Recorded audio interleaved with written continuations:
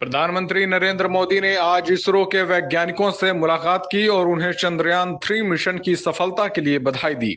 इस दौरान वैज्ञानिकों को संबोधित करते हुए पीएम मोदी ने कई बड़े ऐलान किए, जिनमें से एक ऐलान के मुताबिक जिस जगह चंद्रयान-3 मिशन के लैंडर विक्रम ने टच डाउन किया, अब से उसे शिव शक्ति पॉइंट के नाम से जाना जाएगा। इसके अलावा पीएम मोदी ने तिरंगा पॉइंट और राष्ट्रीय अंतरिक्ष दिवस मनाने का भी ऐलान किया। प्रधानमंत्री ने इस नामकरण की वजह बताते हुए कहा कि स्पेस मिशन के टच डाउन पॉइंट को एक नाम दिए जाने की परंपरा है। चंद्रमा के जिस हिस्से पर हमारा चंद्रयान उतरा है, भारत ने उस स्थान के नामकरण का भी फैसला लिया है। जिस जगह पर चंद्रयान-3 का लैंडर उतरा है, अब उस पॉइंट को शिव शक्ति के नाम से जाना जाएगा। शिव में मानवता के कल्याण का संकल्प समाहित है और शक्ति से हमें उन संकल्पों को पूरा करने का सामर्थ्य मिलता है। चंद्रमा का शिव शक्ति पॉइंट हिमालय के कन्याकुमारी से जुड़े होने का बोध कराता है। पीएम मोदी चंद्रयान-3 की सफलता में चंद्रयान-2 की कोशिश को भी नहीं भूले और उन्होंने ऐलान किया कि चंद्रमा के जिस स्थान पर चंद्रयान-2 ने अपने पदचिन्ह छोड़े हैं, वो पॉइंट अब तिरंगा कहलाएगा। ये तिरंगा पॉइंट भारत के हर प्रयास की प्रेरणा बनेगा। ये तिरंगा पॉइंट हमें सीख देगा कि कोई भी विफलता आखिरी नहीं होती। बता दें कि भारतीय अंतरिक्ष एजेंसी इसरो ने साल 2019 में चंद्रयान-2 मिशन लॉन्च किया था। ये मिशन असफल हो गया था और चंद्रयान-2 का लैंडर चांद की सतह पर सॉफ्ट लैंडिंग नहीं कर सका था। हालांकि चंद्रयान-2 की विफलता से सीख कर ही भारतीय वैज्ञानिकों ने चंद्रयान-3 मिशन में सफलता हासिल की है। यही वजह है कि पीएम मोदी ने तिरंगा पॉइंट को भारतीयों के लिए प्रेरणा बताया। प्रधानमंत्री मोदी ने कहा कि 23 अगस्त को जब भारत ने चंद्रमा पर तिरंगा फहराया, उस दिन को अब राष्ट्रीय अंतरिक्ष दिवस नेशनल स्पेस डे के रूप में मनाया जाएगा। प्रधानमंत्री मोदी ने कहा कि भारत अंतरिक्ष और तकनीक के क्षेत्र में वैश्विक नेता बनकर उभर रहा है। अनुसंधान की ये ताकत भारत को नई ऊंचाइयों पर लेकर जाएगी और 2047 में भारत को विकसित देश बनाएगी। भारत के शास्त्रों में जो खगोलीय सूत्र है, उन्हें वैज्ञानिक तौर पर सिद्ध करने के लिए नए सिरे से उनके अध्ययन के लिए नई पीढ़ी आगे आएगी। ये हमारी विरासत के लिए भी जरूरी है और विज्ञान के लिए भी। जनों, आप जानते हैं कि स्पेस मिशंस के टच डाउन पॉइंट को एक नाम दिए जाने की वैज्ञानिक परंपरा है। चंद्रमा के जिस हिस्से पर हमारा चंद्रयान उतरा है, भारत ने उस स्थान के भी नामकरण का फैसला लिया है।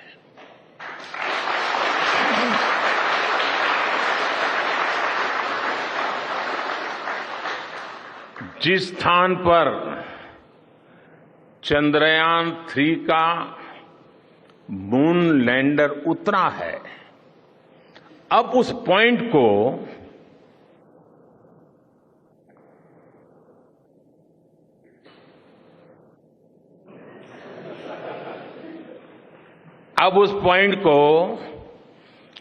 शिव शक्ति के नाम से जाना जाएगा।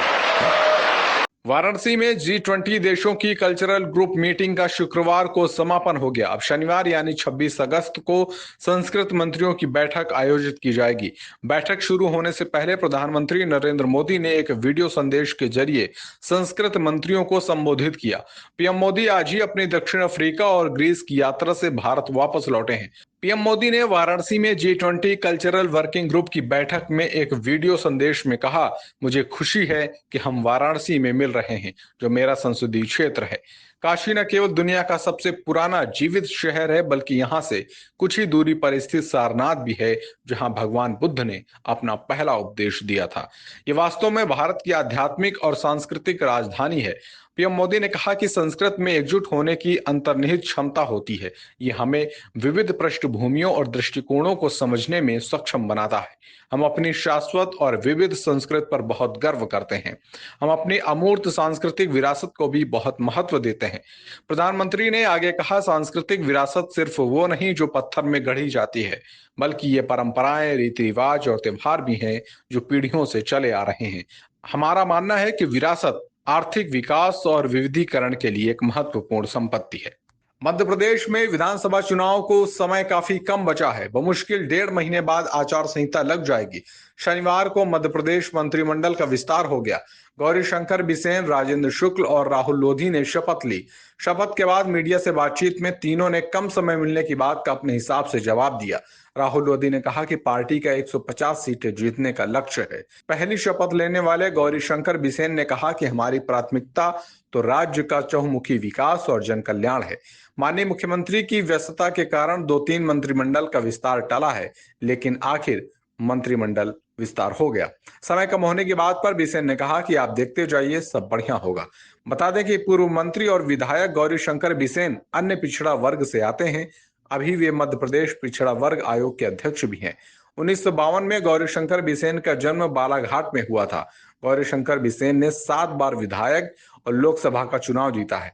बिसेन ने 1985 में विधानसभा का चुनाव जीतकर राजनीतिक सफर की शुरुआत की थी। इसके बाद 1990 और 1993 में बालाघाट से लगातार 3 बार विधायक चुने गए। 1998 में उनकी पत्नी बालाघाट से विधानसभा चुनाव लड़ी, लेकिन हार गई। बिसेन ने लोकसभा चुनाव लड़ा और जीते। इसके बाद वो 2003 से बालाघाट सीट से लगातार विधानसभा चुनाव जीतते आ रहे हैं। महाकौशल में बड़ी संख्या में ओबीसी वोटर हैं। बिसेन को मंत्री बनाकर ओबीसी वर्ग को साधने की रणनीति बनाई जा रही है।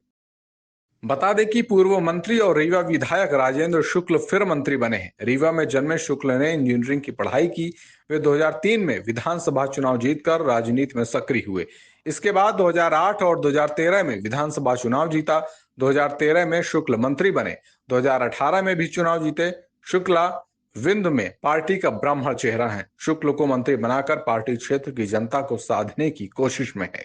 वहीं राहुल सिंह लोधी ने कहा कि पार्टी ने जो विश्वास और भरोसा जताया है, पूरी ताकत के साथ उसमें लगेंगे। बुंदेलखंड में जितना ज्यादा से ज्यादा काम कर सकते हैं उतना काम करेंगे। राहुल सिंह लोधी एक बार के विधायक हैं। वो 2018 में खरगापुर विधानसभा क्षेत्र में चुनाव जीते थे। राहुल पूर्व सीएम उमा भारती के भतीजे हैं। बुंदेलखंड और ग्वालियर चंबल में बड़ी संख्या में लोधी वोटर हैं। राहुल लोधी को मंत्री बनाकर भाजपा बुंदेलखंड के साथ ही ओबीसी वोटर को साध रही है। मुजफ्फरनगर में एक स्कूल से हैरान करने वाला वीडियो सामने आया है। वीडियो एक प्राइवेट स्कूल का बताया जा रहा है। वीडियो में स्कूल टीचर एक बच्चे को क्लास के बाकी बच्चों से पिटवा रही है। दावा किया गया है कि जिस बच्चे को पीटा गया वो मुसलमान है। इसे लेकर ऑल इंडिया मजलिसे इत्तेहादुल मुस्लिमीन नेता और हैदराबाद सांसद असुद्दीन ओवैसी ने प्रदेश की योगी सरकार पर हमला बोला। उन्होंने सीएम योगी से सवाल किया कि बुलडोजर और ठोक दो का क्या हुआ। शनिवार को सोशल मीडिया प्लेटफॉर्म एक्स पर लिखा मुजफ्फरनगर का वीडियो, जिसमें एक टीचर अपने छात्रों से एक मुस्लिम लड़के को थप्पड़ मारने के लिए कह रही है, वो पिछले 9 वर्षों का प्रोडक्ट है। जो छोटे बच्चों के दिमाग में ये संदेश डाला जा रहा है कि कोई भी किसी मुस्लिम को बिना किसी नुकसान के डर के पीट सकता है और अपमानित कर सकता है। ओवैसी ने आगे लिखा, पिता ने अपने बच्चों को स्कूल से निकाल लिया और लिखित में कहा कि वो मामले को आगे नहीं बढ़ाना चाहता, क्योंकि वो जानता है कि उसे न्याय नहीं मिलेगा और बजाय इसके माहौल खराब हो सकता है। हैदराबाद सांसद ने पूछा, ये कौन लोग हैं जो एक पिता के अपने बच्चों के लिए न्याय मांगने पर माहौल खराब करेंगे। ये योगी आदित्यनाथ के शासन का अपमान है कि लोगों को उचित प्रक्रिया में कोई विश्वास नहीं है। इस बात की अधिक संभावना है कि शिक्षक को दंडित होने के बजाय कोई सरकारी पुरस्कार मिलेगा। उन्होंने लिखा, किशोर न्याय अधिनियम 2015 की धारा स्पष्ट इस मामले में है। मुजफ्फरनगर पुलिस को कार्रवाई करनी चाहिए। राष्ट्रीय बाल अधिकार संरक्षण आयोग और राष्ट्रीय मानव अधिकार आयोग को अन्य जगहों पर स्वतः संज्ञान लेने की जल्दबाजी रहती है, लेकिन यहाँ उन्होंने कुछ नहीं किया। कथित तौर पर एनसीपीआर को न्याय दिलाने के बजाय वीडियो के वायरल होने की चिंता है। एनसीपीआर के प्रमुख प्रियांक कानूनगो ने मामले का संज्ञान लिया है और साथ ही लोगों से सोशल मीडिया पर बच्चे का वायरल वीडियो न शेयर करने की अपील की है। कानूनगो ने एक्स पर लिखा, उत्तर प्रदेश के मुजफ्फरनगर में एक शिक्षिका के द्वारा कक्षा में बच्चे को अन्य बच्चों से पिटवाए जाने की घटना की जानकारी मिली है। उन्होंने लिखा, संज्ञान लेकर कार्यवाही हेतु निर्देश दिए जा रहे हैं। सभी से निवेदन है कि बच्चे का वीडियो शेयर न करें। इस तरह की घटना की जानकारी ईमेल द्वारा दें। बच्चों की पहचान उजागर कर अपराध के भागी न बने। शिवसेना ने अपने मुख्य पत्र सामना में भारतीय जनता पार्टी पर हमला बोला है। सामना के संपादकीय में लिखा गया है कि बीजेपी ईवीएम हैक करके चुनाव जीतती है। इसके साथ ही चुनाव आयोग को भी निशाने पर लिया और कहा कि चुनाव आयोग से अब कोई अपेक्षा नहीं की जा सकती। सत्ता पक्ष ईवीएम के साथ ही चुनाव आयोग को भी हैक कर रखा है। संपादकीय में लिखा गया कि सत्य को कितना भी दबाने की कोशिश करें, वो लावे की तरह बाहर आ ही जाता है। बीजेपी सांसद डी अरविंद ने कहा कि मतदाताओं, तुम कोई भी बटन दबाओ, वोट बीजेपी को ही जाएगा। इसका सीधा अर्थ यह है कि बीजेपी ईवीएम हैक करके चुनाव जीतती है। चुनाव आयोग की भूमिका पर भी सवाल उठाते हुए मुख्य पत्र लिखता है कि चुनाव आयोग अब निष्पक्ष नहीं रहा, बीजेपी की केंद्र सरकार का काम करने वाला ही बन चुका है। चुनाव आयोग में गुजरात मॉडल के अधिकारियों को लाकर उनसे मनचाहे अच्छे बुरे काम करवाए जा रहे हैं।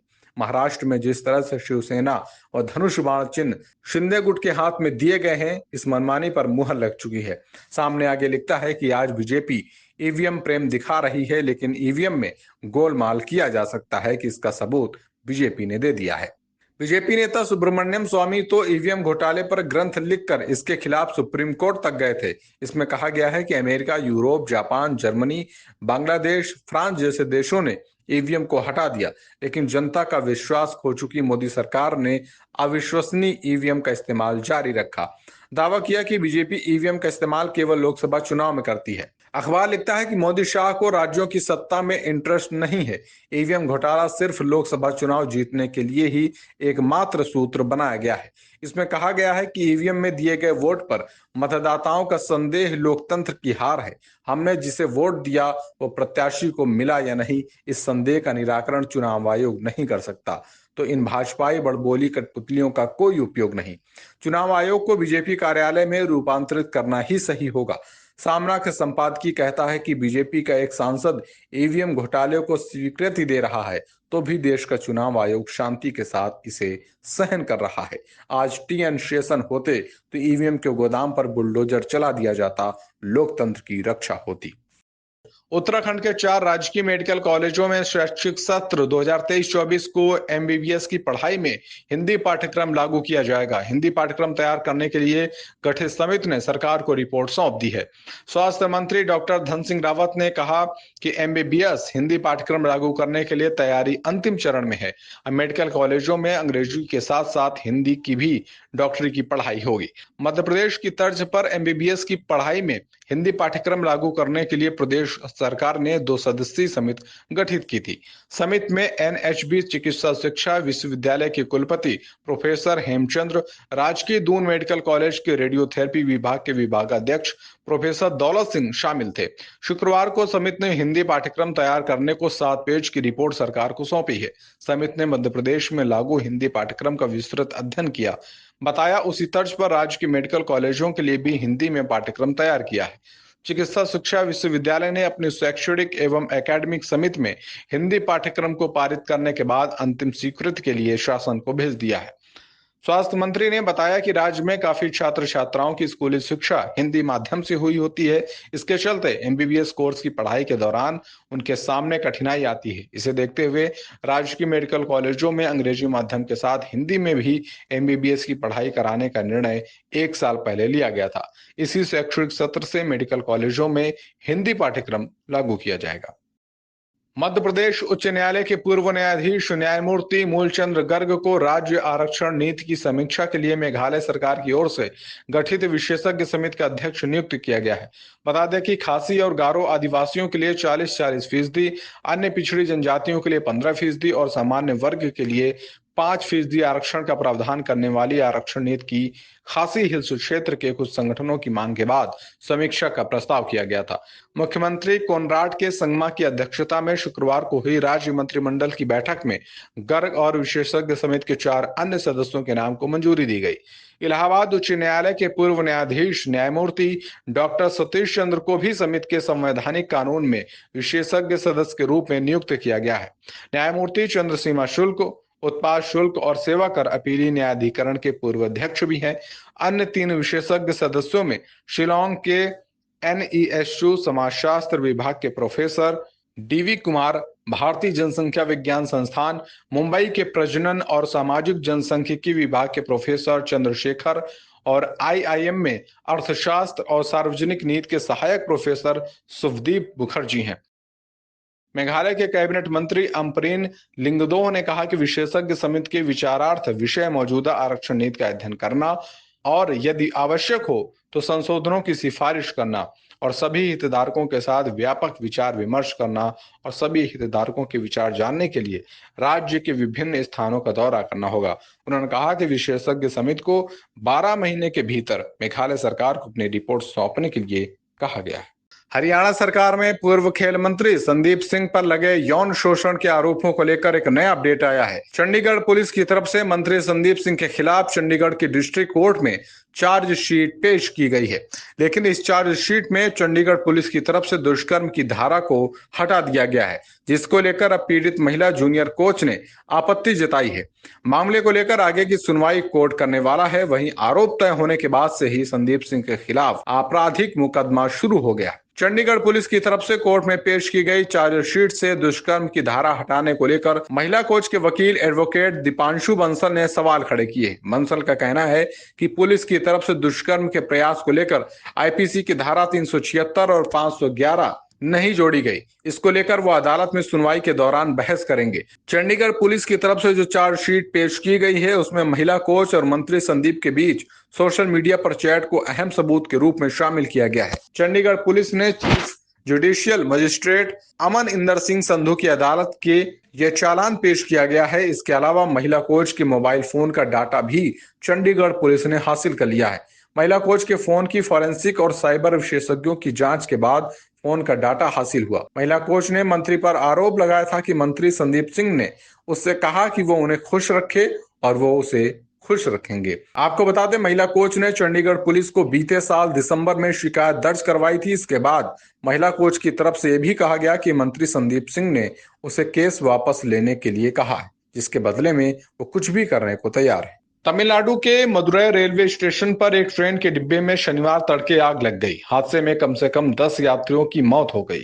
इस दौरान 20 अन्य यात्री घायल बताए जा रहे हैं। दक्षिणी रेलवे ने अवैध रूप से ले जाए गए गैस सिलेंडर को हादसे की वजह बताया है। इस बीच मृतकों के परिजनों को 10-10 लाख रुपए की अनुग्रह राशि देने की घोषणा भी की गई है। जानकारी के मुताबिक जिस डिब्बे में आग लग गई वो एक प्राइवेट पार्टी कोच यानी किसी व्यक्ति के द्वारा बुक किया गया पूरा डिब्बा था। उसमें सवार यात्री उत्तर प्रदेश के लखनऊ से मदुरै पहुंचे थे। घायलों को अस्पताल में भर्ती कराया गया है। आग बुझाने की कोशिशों में जुटे रेल कर्मियों के अलावा पुलिस, दमकल और बचाव कर्मियों ने डिब्बे से शवों को बाहर निकाला। प्रारंभिक जानकारी के मुताबिक ट्रेन रामेश्वरम जा रही थी। इसका नाम पुनालुर मदुरै एक्सप्रेस बताया जा रहा है। आग की चपेट में आने वाले कोच में ज्यादातर यात्री लखनऊ से सवार हुए थे। जान गंवाने वालों में ज्यादातर लोग उत्तर प्रदेश के ही हैं। आग लगने की घटना की सूचना सुबह करीब 5:15 पर मिली। उस वक्त ट्रेन मदुरै यार्ड जंक्शन पर रुकी हुई थी। सुबह 7:15 पर लैपटॉप पर काबू पा लिया गया। अन्य डिब्बों का कोई नुकसान नहीं हुआ है। बताया गया है कि एक प्राइवेट पार्टी कोच था। इसे 25 अगस्त को नागरिक कोविल जंक्शन पर ट्रेन संख्या 16330 में जोड़ा गया था। डिब्बे को अलग कर मदुरै रेलवे स्टेशन पर खड़ा किया गया था। इस डिब्बे में यात्री अवैध रूप से गैस सिलेंडर लेकर आए थे। इसकी वजह से आग लग गई। आग लगने की भनक मिलने पर कई यात्री कोच से बाहर निकल गए। कुछ यात्री प्लेटफॉर्म पर ही उतर गए। डिब्बे में सवार यात्रियों ने 17 अगस्त को लखनऊ से यात्रा शुरू की थी। उनका 27 अगस्त को चेन्नई जाने का कार्यक्रम था। चेन्नई से उनकी लखनऊ लौटने की योजना थी। घटनास्थल पर बिखरे हुए सामान में एक सिलेंडर और आलू की एक बोरी मिली है। इससे पता चलता है कि डिब्बे में खाना पकाया जा रहा था। एमएस संगीता ने कहा कि आज सुबह 5:30 पर मदुरै रेलवे स्टेशन पर कोच में आग लगने की घटना हुई। कोच में तीर्थयात्री थे और वो उत्तर प्रदेश से यात्रा कर रहे थे। आज सुबह जब उन्होंने कॉफी बनाने के लिए गैस स्टोव जलाने की कोशिश की तो सिलेंडर में विस्फोट हो गया। 55 लोगों को रेस्क्यू किया गया है और अब तक 10 शव निकाले गए हैं। बचाव अभियान जारी है। नियम के मुताबिक कोई भी व्यक्ति IRCTC के पोर्टल का उपयोग करके प्राइवेट पार्टी कोच बुक कर सकता है, लेकिन उसे डिब्बे में गैस सिलेंडर या कोई ज्वलनशील पदार्थ ले जाने की अनुमति नहीं होती। कोच का इस्तेमाल केवल यात्रा उद्देश्य के लिए किया जा सकता है। बीते महीने 31 जुलाई को रेलवे सुरक्षा बल के एक सिपाही चेतन सिंह ने जयपुर मुंबई एक्सप्रेस में 4 लोगों की गोली मारकर हत्या कर दी थी। इसी आरोपी के ब्रेन मैपिंग और नार्को टेस्ट कराए जाने की अभियोजन पक्ष की मांग को अदालत ने खारिज कर दिया है। अदालत ने कहा, आरोपी ने ऐसे टेस्ट कराए जाने से मना किया है। चुप रहना उसका मौलिक अधिकार है, हम उसके साथ जबरदस्ती नहीं कर सकते।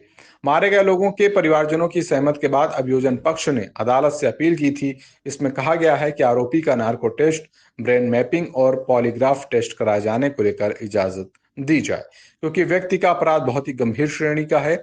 मामले को सुन रहे मजिस्ट्रेट ने मुझे जांच अधिकारी ने बताया कि आरोपी जब पुलिस कस्टडी में नार्को टेस्ट किए जाने की बात पूछी गई तो इसके लिए राजी था, लेकिन अदालत के सामने उसने ऐसा करने से मना कर दिया।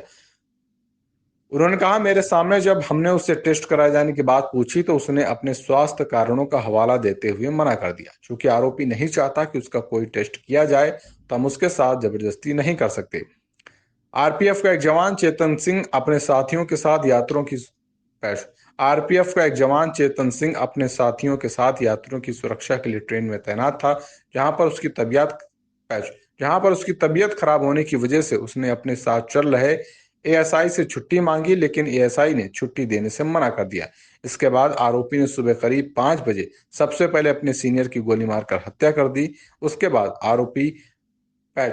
आरोपी ने 2 बोगियों में जाकर एक समुदाय के 3 लोगों की गोली मारकर हत्या कर दी थी।